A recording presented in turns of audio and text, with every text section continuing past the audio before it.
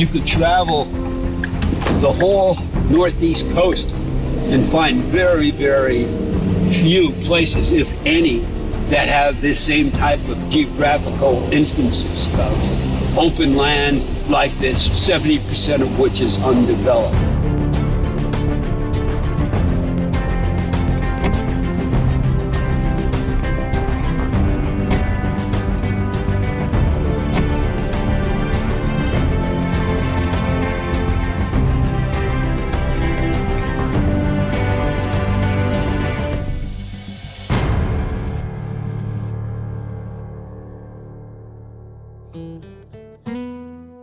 Two and a half million years ago, the last great ice age covered most of North America. And has a beautiful name too. The experts and the professors and teachers call that particular ice age that affected this area Laurentide, which is a pretty name. As Laurentide receded, the power of it was enormous. It ripped a huge part of the landmass away, and that formed all of Long Island. One of the side effects of Laurentide, as it receded and it began to melt, it would drop these boulders. They formed a necklace around Montauk Point. This made it an incredible, dangerous place for nautical navigation.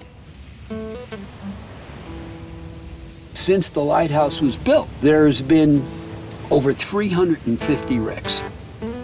In my time here, 45 years, there's been 6 different ones, just to show you how dangerous this water is. Ship captains complained about the lack of marker, and George Washington finally hears about this, and as part of the Second Congress, he authorizes the building of a lighthouse. This is in 1792. Project eventually goes out for bid. John McComb from New York is an architect and builder.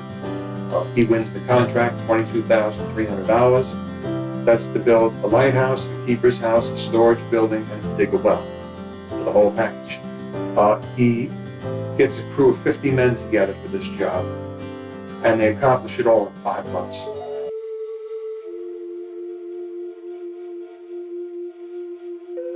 Before 1637, the Montauk Algonquin Nation inhabited the far eastern end of Long Island, New York. The prosperous Montauk made the sacred shell beads called wampum, found in abundance on Long Island. They shared close bonds with their Pequot Nation brethren who circulated their wampum on the mainland. Then the white men arrived. The white men quickly realized the value of wampum and used it for trade, squeezing out the Pequot. The Pequot was soon demonized by the invaders as fierce, cruel, and warlike. English settlers and Indian allies burnt down a Pequot fort near the Mystic River in Connecticut. The Puritans shot mostly women and children who were trying to escape the flames. 3 days after the Mystic Massacre, the younger brother of the Long Island Wyandanch and English settler Lyon Gardner met to discuss friendship between the Montauk and the English. The deal with Gardner sealed the fate of Montauk. Their sacred land was eventually taken by force or lost through falsified treaties and deeds. Diseases, mostly smallpox, exacted a deadly toll. In the colonial era economy, Montauk were often forced into servitude to satisfy the strong demand for manual labor. The Montauk paid large fines in wampum for breaking laws they did not understand. Large numbers of Montauk men served as militiamen in both the French and Indian Wars and American Revolution, and that left many settlements filled with grieving widows. Montauk women cared for the mothers and children of colonial families. In the 19th century, the Montauk were ravaged by tuberculosis. They worked in farms, on boats, and in factories. They served as guides for rich hunters and sportsmen clubs. They fished, hunted, gathered, and sold crafts. In 1879, Arthur Benson paid $151,000 for 10,000 acres in Montauk. He saw Montauk as a hunting preserve and planned to develop into a haven for the rich.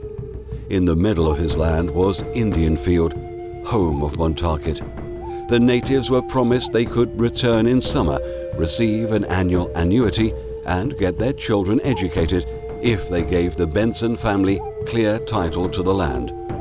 The Montauk homes at Indian Field were burned, and the natives scattered to the four winds.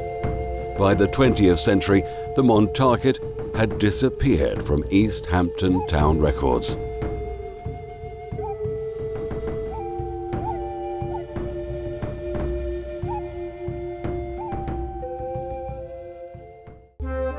the 1600s, the first white settler to set foot on Montauk was Dutch explorer Adrian Block. The first white settler in the Montauk area was Lord Gardner, who moved across the Sound in 1639 from Connecticut to land granted him by King Charles I.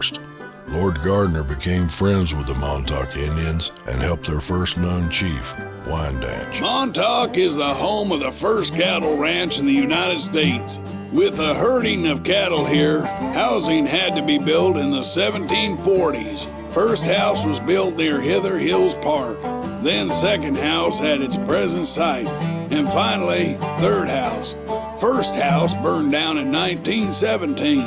Second house is now a museum. And third house is the headquarters for the county park. It is the oldest cattle ranch in the USA, which many people don't understand because they always think Texas. No, it was here because Montauk was the best grazing land with their maritime grasses from the salt dew. And all of the people in East Hampton and up further west would herd their cattle and sheep out here, which is where first and second house, third came from.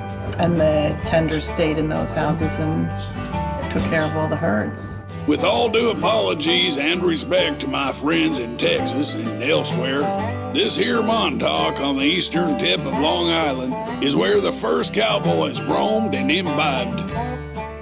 So Montauk pretty much stayed that cattle ranging, livestock, agricultural area for the next couple hundred years. In the late 1690s, 1700s, we had a visitor, Captain Kidd, the famous Captain William Kidd, the pirate, sailed into what is Fort Pond Bay.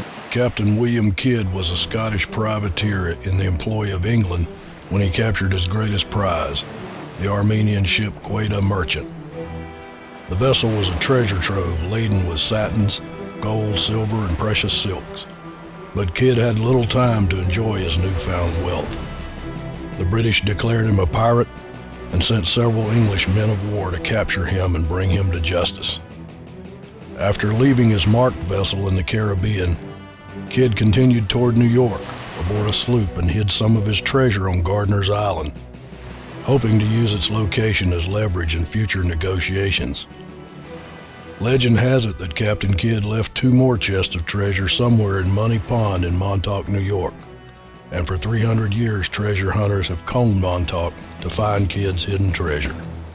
Now, logic says if he sailed into Montauk with treasure, and it was verified, and he sailed away and never touched land before he was captured, where could the treasure be? It would have to be somewhere in Montauk. Montauk, New York is famous for an early American Revolutionary War battle that didn't happen. In 1775, 3 British men of war and 9 transports with 600 British soldiers from the siege of Boston visited Fort Pond Bay seeking provisions. Before the British landed, the Montauk townsfolk were able to remove 2,000 head of cattle, but 3,000 sheep remained. John Dayton hatched a bold plan. In full view of the British fleet, Dayton marched more than 100 of his men on the hills west of Fort Pond. Dayton then ordered his soldiers to turn their coats inside out and march again. The British observers were fooled by what became known as Dayton's Ruse and left Montauk to plunder Fisher's Island instead. The Indians, they were slowly losing ground over the time, selling their rights off, thinking that they were allowed to use the land. and they weren't. It was written into the contract. In the 19th century, Montauk had its share of milestones. The slave ship Amistad came ashore in 1839. Montaukette Stephen Talkhouse was promoted at P.T. Barnum's circus as the last king of the Montauks in 1867. 12 years later, Arthur Benson bought all of Montauk for $151,000. In 1898, Teddy Roosevelt and his Rough Riders were quarantined at Camp Wyckoff.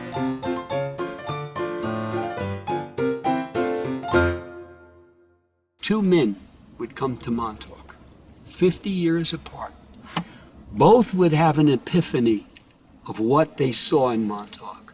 Both had a dream what Montauk would be. Both put their dreams to work. The interesting thing was they were both diametrically opposite in what they saw Montauk to be. One failed, one was a success. In 1872, a man named Carl Fisher was born. He was a millionaire. He had all these wonderful things going on. Everything was happening. But he lacked one key piece to the puzzle. What he needed, what he had to have, he felt, was a first-class, ultra-luxurious yacht club.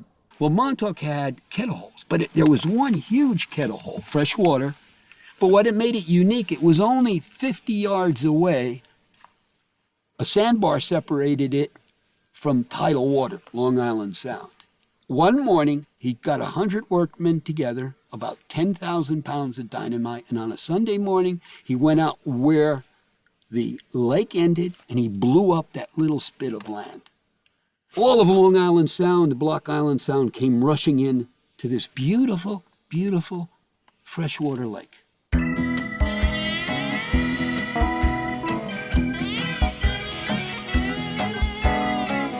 Carl Fisher was a very young boy.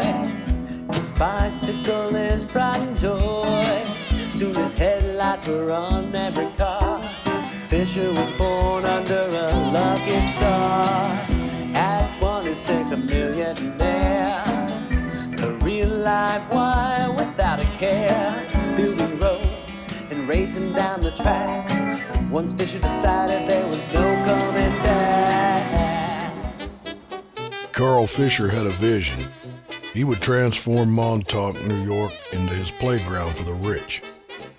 Fisher built the golf course, the clubs, placed and named roads, even built a casino on Star Island.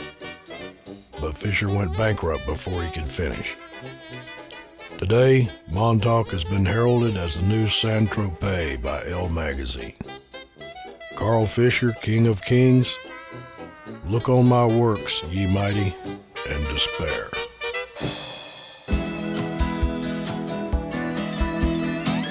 Caesar had his Brutus, Napoleon his Waterloo,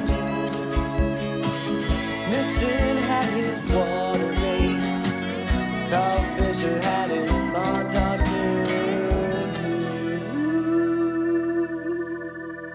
In the late 1950s, the second gentleman came to Montauk.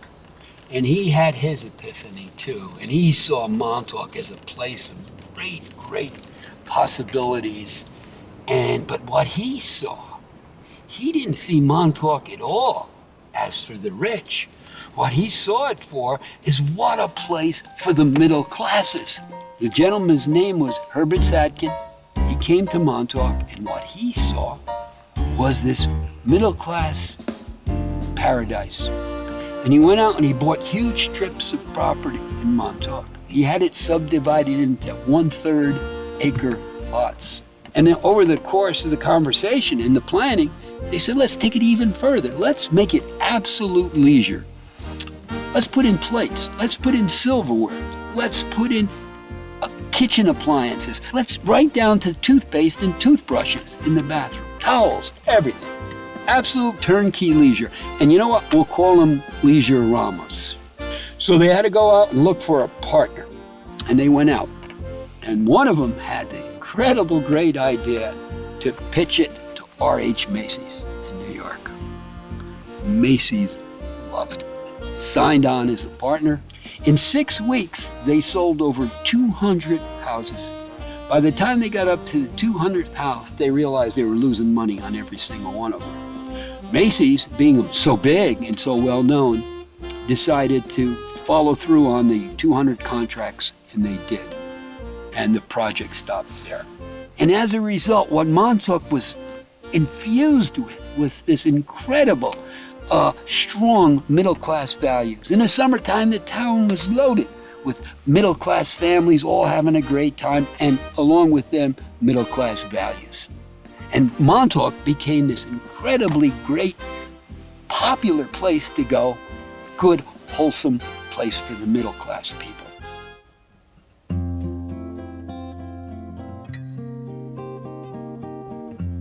Our love and connection to Montauk began in 1956 when my Uncle Nick Monty came out from Brooklyn. We had a restaurant in Brooklyn, or my family had a restaurant in Brooklyn. And he came out here to visit one of the customers who invited him out for the weekend. And they actually came to Gurney's for lunch, and he fell in love with the property. And as the story goes, he asked for a drink, and Mrs. Gurney said that they don't serve alcohol because she was a Christian Scientist. So he jokingly said, well, I may have to buy the place from you so that I can have a drink with my lunch. So the day ended and time went by, and several months later he got a phone call from Mrs. Gurney who said, if he was serious, I'm looking to sell the property. So he put together whatever sources of funding he could find from friends and family and customers, and he was able to pull it together and bought Gurney's as it existed then in 1956 for $200,000. Basically was a fishing community. The activity and the interest of Montauk was all based on fishing.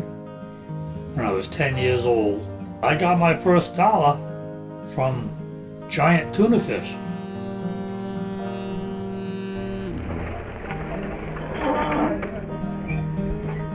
Fishing has been what has defined Montauk since humans first walked its beaches, marshes, and dunes. In the beginning, fishing was a matter of survival. In the mid-1800s, commercial fishing in Montauk, New York began in earnest. Fishing smacks from all over Long Island and beyond converged on Montauk. They operated 2 or 3 days at a time and carried natural ice to refrigerate their catches. Fishing houses were built to enable the smacks to unload.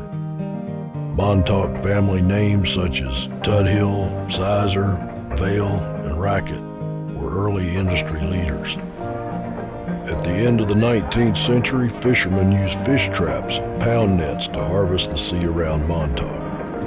Then came the advent of the handliner at the start of the 20th century.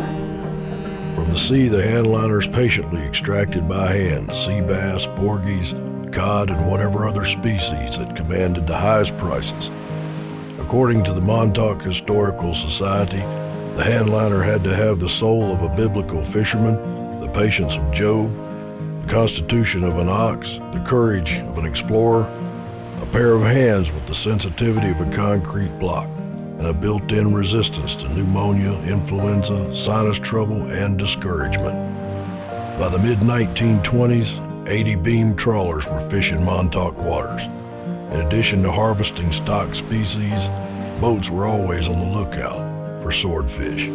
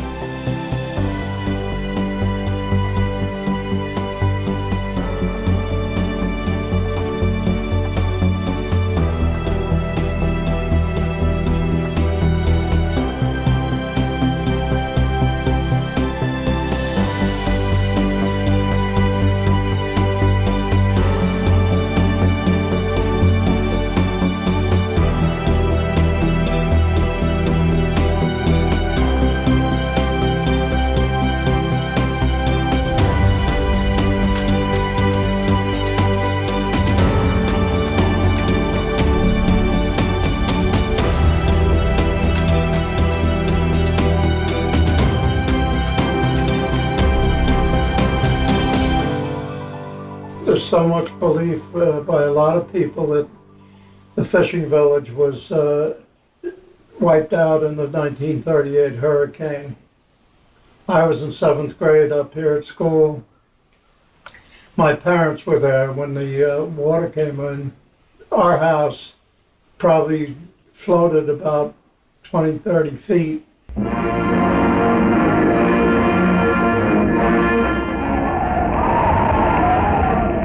September 1938.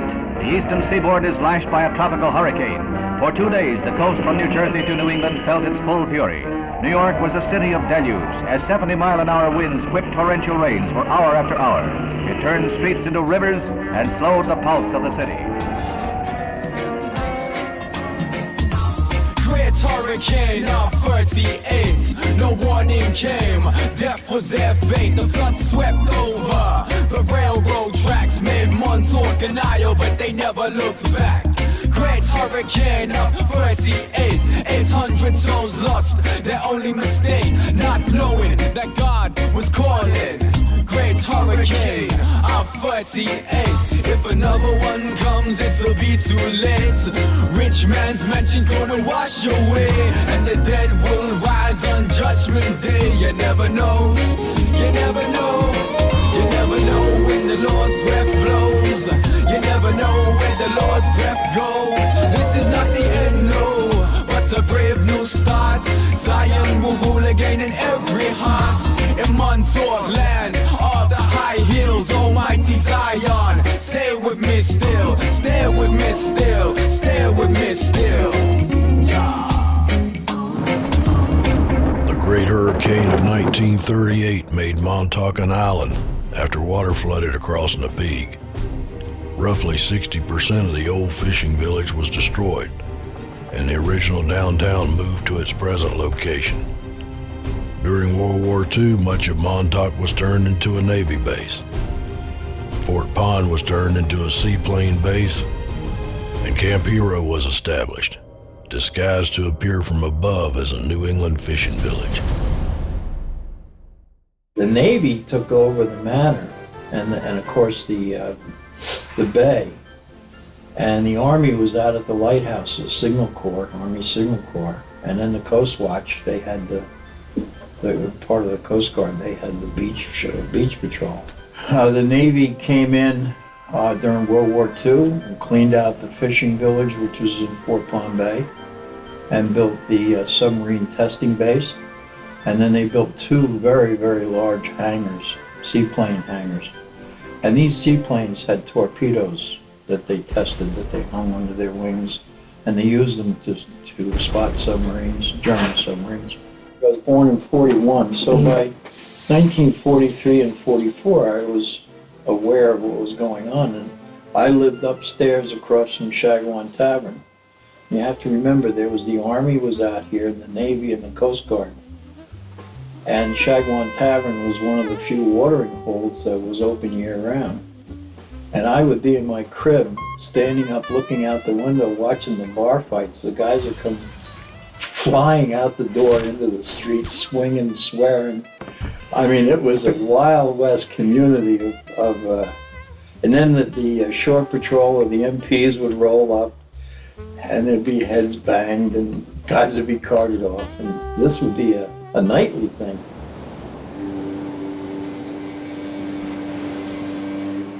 My father built the place. It was originally just a railway and one dock. All these docks that you see out here, he had built up and actually built himself. I had the fortune of being born and raised right in the harbor. I spent my whole life, I'm 63 years old, right across the street. New York's largest fishing port, Montauk Harbor, is the heart of fishing in Montauk, New York. After the Carl Fisher era ended, Montauk Harbor continued to attract the yachts and private boats of the well-to-do, and notable visitors included J.P. Morgan, Edsel Ford, aviator Charles Lindbergh, and Presidents Roosevelt and Hoover. Early in the 1940s, the Gossman family leased a dock in the harbor. The Gossmans packed fish for transport to New York City and operated a small boat supply store.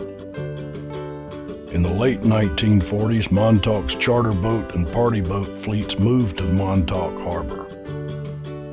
More docks were built to accommodate the area's growing popularity by pioneering families such as the Duriers, the Tumas, the Forsberg, Uhlans, and the Darenbergs. Montauk, New York is called the sport fishing capital of the world, and for good reason. When you fish in Montauk, you get a front row seat to the migratory paths of game fish as they travel in and around the Atlantic seaboard. Closer to Montauk shore, bait and nutrients from the flow of water from the Long Island Sound into the Atlantic Ocean attract striped bass, fluke, porgies, bluefish, blackfish, and sea bass. Montauk is also fortunate to be relatively close to offshore canyons and Gulf Stream conditions that lure numerous schools of shark, tuna, marlin, and mahi-mahi. Montauk is an angler's paradise and proud home of more than 25 sport fishing records.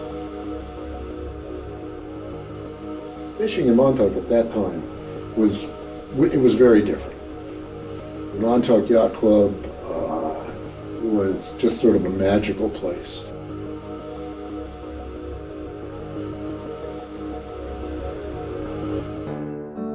Born in 1925, Captain Frank Mundus began shark fishing in Montauk as a joke and referred to it as monster fishing to promote his business. A Montauk legend, Mundus was the inspiration for the shark hunter Quint in Spielberg's movie Jaws. Mundus confessed that while he respected white sharks, he was never afraid of them. Whenever one got away, Mundus wrote, I felt that he had won the game. This is where I respected him. After all, it's just a game we're playing. In 1964, Mundus harpooned a 4,500-pound great white shark, and his autobiography, 50 Years a Hooker, is available online. Captain Mundus died in September 2008.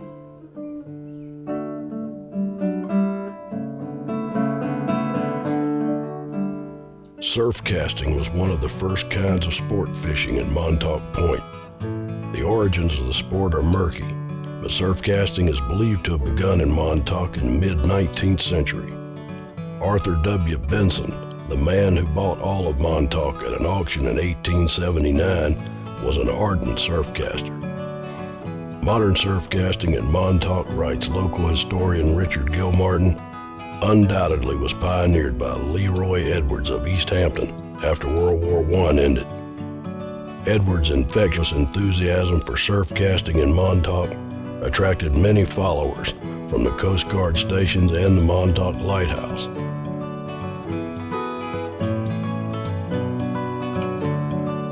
From what I remembered, normal day, nothing strange happens. All of a sudden, into the town of Montauk from the east end runs every wild animal on four legs into the village. Everybody is like sitting there, and all of a sudden store owners and the people in the gas station, they're like, what's going on? The deer, raccoon, whatever it is, it's all running into the town of Montauk. And everybody's like, what the hell's going on? The Montauk Project. The Montauk Project began in 1943 when the destroyer escort USS Eldridge traveled through space and time in a top-secret U.S. government invisibility experiment to foil radar dubbed the Philadelphia Experiment. When the destroyer's crew returned to our reality, some sailors were embedded in the bulkhead. Many of the disoriented survivors were irreparably damaged mentally and physically. A cover-up ensued. Mathematical genius and inventor of the modern computer, Dr. John von Neumann, continued the Philadelphia Experiment research to find out why interdimensional travel for humans is so deadly. Brookhaven National Laboratories on Long Island, New York became the center of his research. Dr. von Neumann relied on the vast resources of the U.S. military, industrial, and congressional complex to finance his work. He also had the added advantage of an immense database of Nazi psychological research captured by the Allies.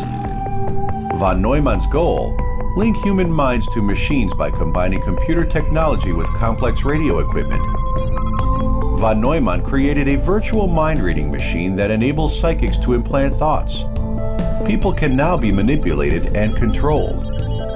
The U.S. Congress disbands the project, but a secret, well-financed group establishes a new research facility at Camp Hero in Montauk, New York in the 1960s, with the approval of the U.S. military to use von Neumann's mind control technology to control enemy minds. The Montauk Project was born. Why Camp Hero? Because the camp had a large SAGE radar antenna that emitted a frequency of approximately 400 to 425 megahertz. The same band used to enter the consciousness of a human mind and influence behavior. By 1972, and with no funding from the U.S. military, Camp Hero in Montauk, New York was the location for countless horrific mind control experiments conducted underground on all life forms. The Montauk Project achieved a major breakthrough when the thoughts of psychics were amplified with hardware that enabled them to create matter. Researchers discovered that manifested matter could appear at different times depending on what time the psychic was thinking about. A time vortex was eventually opened back to 1943 and the original Philadelphia experiment. Later, aliens appeared and gave the Montauk Project researchers etheric technology to travel through hyperspace. A permanent time tunnel was then built. The Montauk Project ended in August of 1983 when a former victim of experimentation unleashed a beast from his unconsciousness, forcing the researchers to flee. Camp Hero's underground entrances and air shafts were filled with cement. In the early 60s, a couple of guys made the big trip out to Montauk. It was called a safari. Safari, surf safari to Montauk. Back then, this was in the summertime, cops, firemen on vacation, all surf casters. In the 65, 66, there was probably 20 surfers, 15 surfers, and then the 67 is when it really exploded.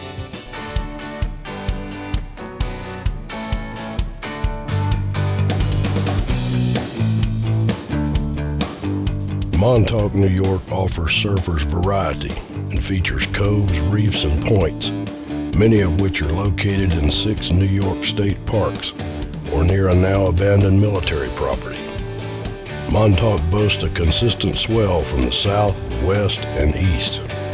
In Montauk, you'll find good waves, a spectacular coastline, and a vibrant nightlife during the summer.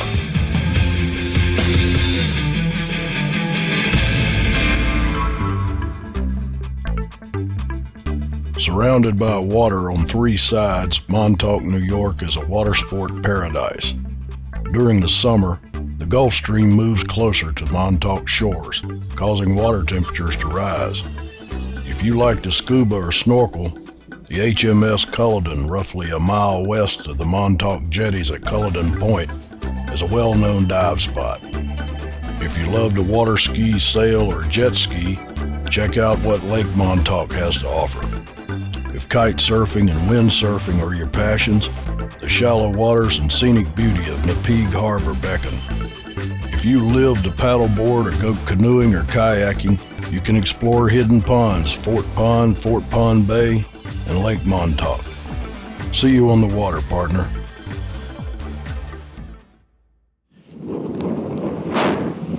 Come on up. From that point there, all the way around, look at this incredible piece of property.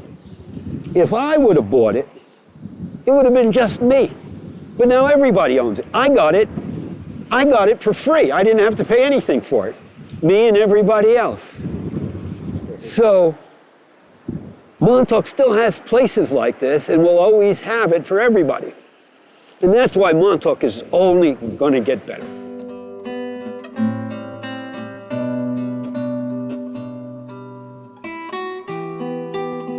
My first experience when I moved in here from graduate school, I took a job with a group to the South Fork in Bridgehampton. One of my colleagues at Bridgehampton was showing me the ropes of the new job, and she took me to the walking dunes, right on the edge of Montauk and McKee. And it's in Hidden Hill State Park, it's part of Hidden Hill State Park. And she said she was going to be leaving, and she said, promise me that you'll keep your eye on this place. Well, fast forward a number of years, that became my favorite spot. The walking dunes in Montauk are named from heavily accreted sands that are forever migrating, burying even tall trees in their wake. Strong prevailing winter winds are funneled from the west to the north and push the dunes to the southeast.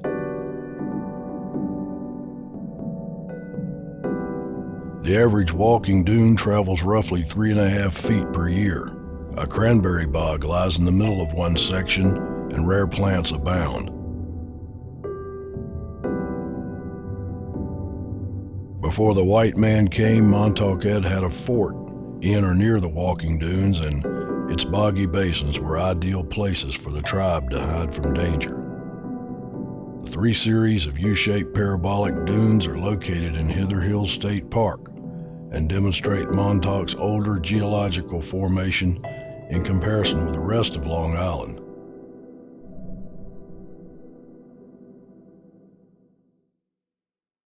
At the lowest point, what she decided to do, the only way she could save herself, is to use her art. Dark Elegy is a memorial in Montauk, New York, created by artist Susie Lowenstein to commemorate victims of terrorism all over the world.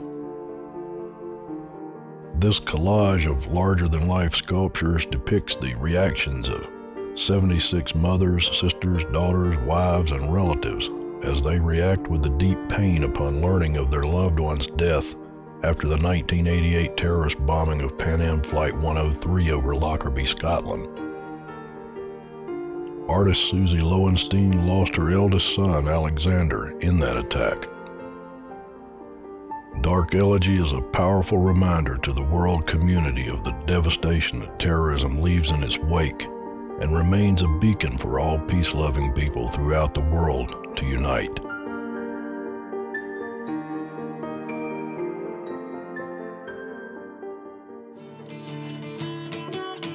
The St. Patrick's Day Parade in Montauk, New York attracts thousands of participants every year and signals the unofficial start of the tourist season.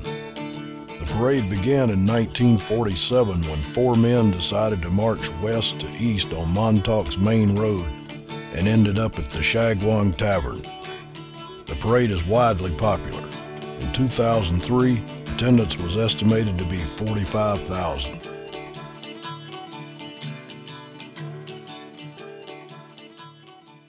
Talking about blessing in the fleet, I started that. I came out of the service. I had been, the last year and a half, I was on the Norton Sound in Port Hueneme, California. And they had Portuguese up there, a tuna fleet tied up across the berths from us in the harbor there. And they had it out there, but they do it big. They have a block party. They decorate the boats with crucifixes and statues on them and everything else. So I got a boat, and I had sunk everything I had in it, and borrowed from friends, insured it as much as I could and everything else. And being a good Catholic, I figured, well, God is probably as good an insurance as you can get. We had the pastor at the meeting, Father McLaughlin, and I brought it up to him. I said that I would like to have my boat blessed in the spring, and started. And that's why I did it. I just for a little more insurance that it was going to be a safe season.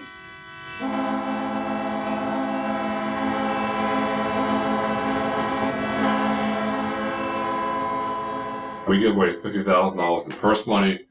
We give away a bunch of money in Calcuttas. We're having one in July, which is more of a environmental type tournament. It's going to be making the anglers aware of the shark problem. I mean, fishing is going to be done if you're on. We're going to tag 4 sharks with GPS tags, which is interesting. Tagging the shark with a GPS so that you can actually trace.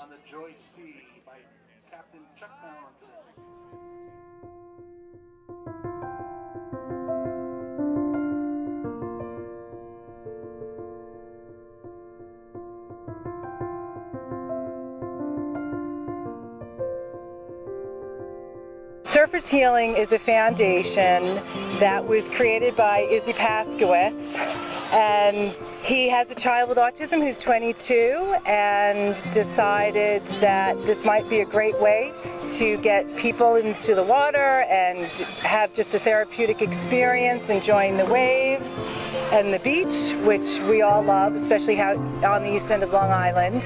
What's special about it is it's not just a day on the beach. That's typical for people, like you and I, the way we think about it. What's different about it is that people with children with autism can't just go to the beach always and have an enjoyable, peaceful day. A lot of times they feel a lot of pressure because their children might act differently than other people or other children. And in this place, it's total acceptance. There's just people here who understand autism, understand differences, appreciate them, and you just have a spirit of love and acceptance and enjoyment. It's really phenomenal.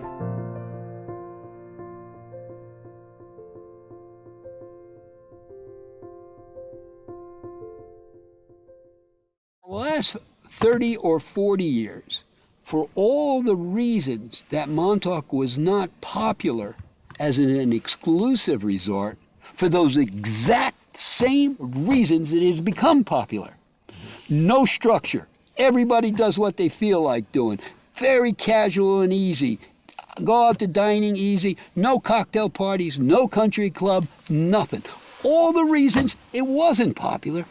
Exact reasons why it is now. Montauk, NY, Montauk, NY, Montauk, NY, Montauk, NY, Montauk, NY, Montauk, NY, Montauk, NY, Montauk, NY. Shout out to Montauk, New York. This is better than any store. This about the fishing, everybody be listening. You check out the surfing, whatever there is, it working. This the party central, joining the instrumental. It's the 668 zip code, and what we do is spit flows. We super flaming hot, you already know.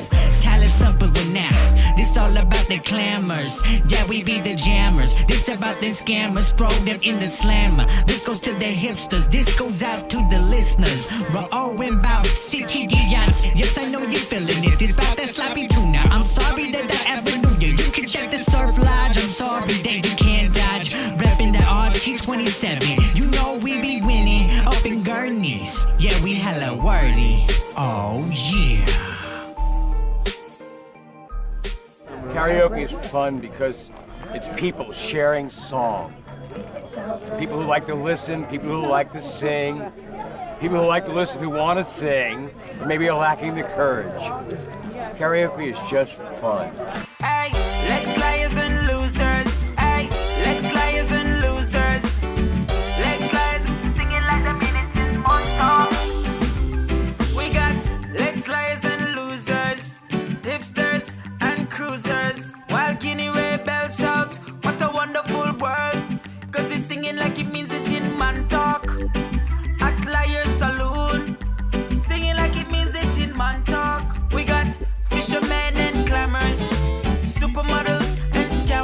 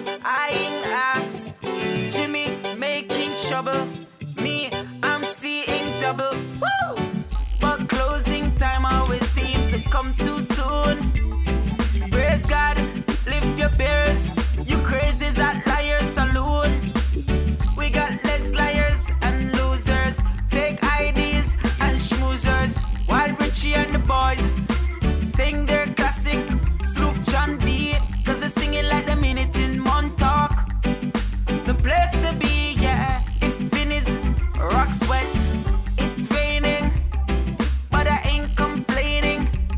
The karaoke is hot, even if you're not. So order me a shot. Singing is all I got. Singing like we mean it in Montauk.